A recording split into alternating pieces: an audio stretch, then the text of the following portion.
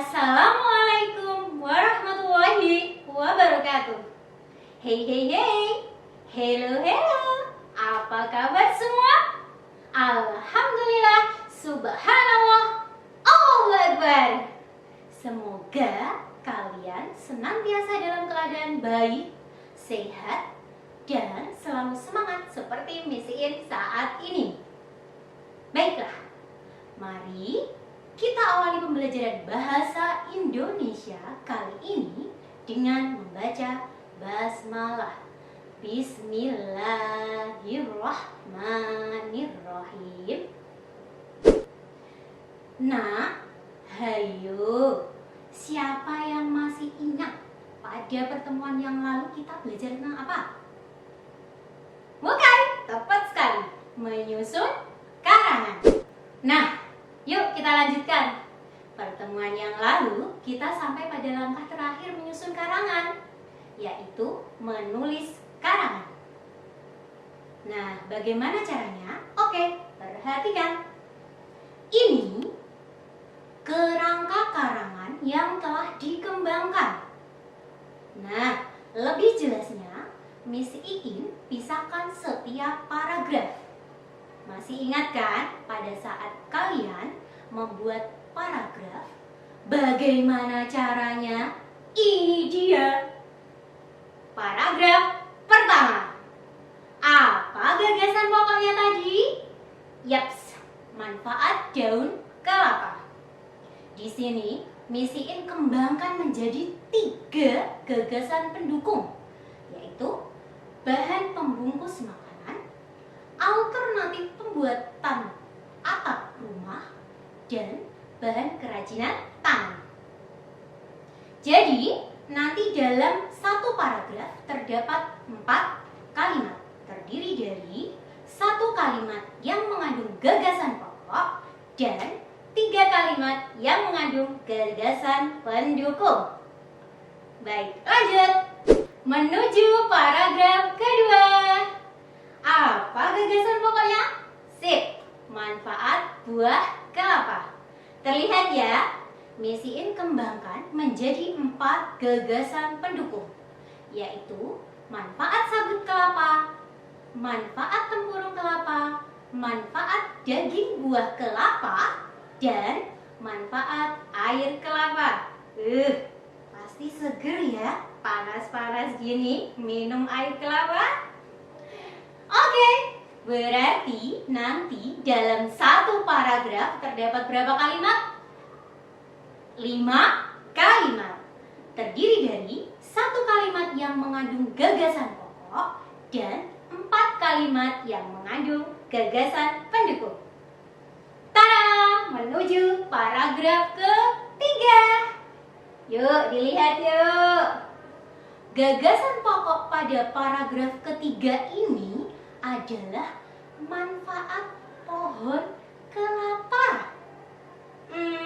Lalu apa saja ya gagasan pendukungnya? Hebat! Ada apa saja di sini? Ya, bahan kerajinan tangan, bahan pembuat kertas, dan bahan pembuat kriket atau arang. Oke, sampai di sini siapa yang ingin bertanya? Sudah jelas ya? Oke, kita lanjutkan. Mari kita tulis karangannya. Nah, nanti hasilnya seperti ini. Ini dia. Dimulai dari daun kelapa. Masing-masing kalimat, baik itu yang mengandung gagasan pokok maupun gagasan pendukung, harus dibubuhi aksesoris. Kok aksesoris ya, Miss? Iya, aksesoris.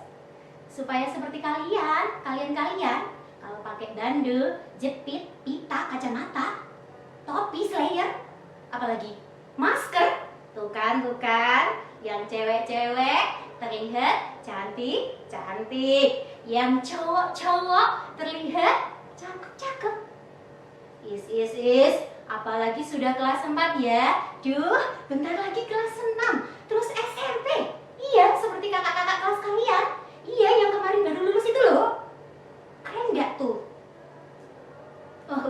ya. Baik, kita lanjutkan. Kembali lagi ke sini. Baik, maksudnya aksesoris tadi adalah kata hubung, kata depan, ataupun keterangan. Dengan demikian terbentuklah kalimat yang enak didengar apabila dibaca dan saling menghubungkan antar kalimat. Seperti yang kita tahu bahwa dalam satu paragraf hubungan antar kalimat harus padu. Oke, lebih jelasnya yuk mari kita cek. Paragraf pertama. Ini dia. Di sini terlihat jelas bahwa gagasan pokoknya terletak pada kalimat di awal paragraf. Nih, yang misiin cetak warna merah ini itu namanya gagasan pokok. Di sini misiin sudah memberi aksesoris agar terdengar enak kalimatnya apabila dibaca. Tuh, misiin tidak sekedar menulis manfaat daun kelapa, tapi misiin kembangkan menjadi sebuah kalimat. Ya, bunyinya daun kelapa bermanfaat dalam kehidupan sehari-hari.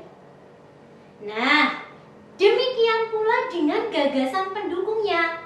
Dari kalimat yang mengandung gagasan pokok, kemudian misiin kembangkan menjadi kalimat-kalimat yang mengandung gagasan pendukung. Nih, yang tercetak warna hitam-hitam ini loh. Paham? Baik, misiin baca. Kalimat yang mengandung gagasan pendukung pertama. Daun kelapa yang masih muda kerap digunakan sebagai ketupat, terutama ketika Hari Raya Idul Fitri. Nah, jadi di sini misiin tidak sekedar menulis bahan pembuatan ketupat, tetapi misiin bubuhi aksesoris agar kalimat terlihat menarik. Dari situ lalu dihubungkan ke kalimat berikutnya, yaitu kalimat yang mengandung gagasan pendukung kedua. Bunyinya, sedangkan beberapa daerah di Indonesia, terutama di kampung-kampung penggunaan daun kelapa yang setengah kering dianyam rapi sebagai atap, masih sering dijumpai. Selanjutnya, mari kita hubungkan dengan kalimat ketiga, yaitu kalimat yang mengandung gagasan pendukung ketiga. Di sini bunyinya, selain itu, daun kelapa sering dibuat kerajinan tangan yang sangat menarik seperti tikar, bakul, dan anyaman. Nah, sama seperti sebelumnya, misiin tidak sekedar menulis bahan pembuatan kerajinan, tapi misiin kembangkan menjadi kalimat yang enak didengar dan masih berhubungan dengan kalimat sebelumnya, yaitu kalimat yang mengandung gagasan pendukung kedua. Jadi, apabila kita baca ulang dari awal paragraf, paragraf ketiga ini membahas satu gagasan pokok, yaitu manfaat daun kelapa. Antar kalimat-kalimat dalam satu paragraf saling berkaitan dan tidak membahas hal yang bukan manfaat daun kelapa. Maka bisa dikatakan paragraf ini padu. Miss, lalu bagaimana dengan paragraf kedua dan ketiga? Jawabnya sama. Konsepnya sama seperti paragraf pertama yang tadi, yaitu gagasan pokok dikembangkan menjadi kalimat yang menarik dan enak didengar, baru kemudian dijelaskan menjadi kalimat-kalimat yang mengandung gagasan-gagasan pendukung. Lalu jadilah satu paragraf. Nah, ini dia paragraf kedua. Paragraf ketiga. Setelah itu digabung satu menjadi sebuah karangan.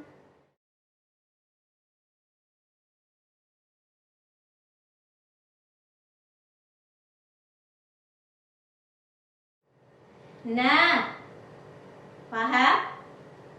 Untuk latihan di rumah, pilihlah sebuah gambar berikut ini. Satu gambar saja. Buatlah sebuah paragraf berdasarkan gambar tersebut. Sebuah paragraf. Besok kita diskusikan hasilnya, ya. Baik. Misi in review pembelajaran kali ini ya. Coba hari ini apa yang telah dipelajari? Ya, menulis karangan. Dalam satu karangan harus membahas satu topik atau tema. Kemudian dikembangkan menjadi paragraf. Setiap paragrafnya harus padu, terdiri dari satu kalimat yang mengandung gagasan pokok dan beberapa kalimat yang mengandung gagasan pendukung. Baiklah, cukup sekian pertemuan hari ini.